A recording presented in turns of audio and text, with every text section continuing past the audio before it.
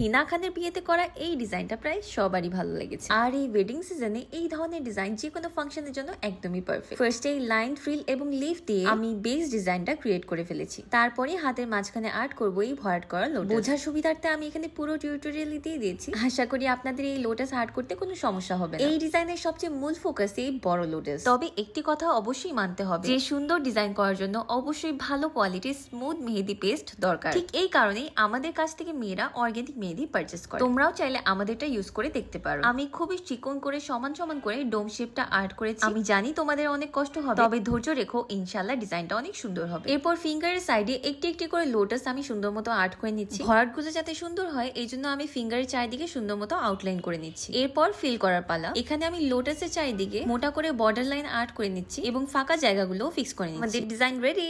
যারা যারা এই ডিজাইনটা অলরেডি রিক্রিয়েট করেছো, তোমরা ডিজাইনগুলো আমাকে অবশ্যই কমেন্টে দেখাও। এরকম আরো ভিডিওর জন্য সবাই আমাদের পেজে ফলো রাখবেন। সবাই ভালো থাকবেন। আসসালামু আলাইকুম।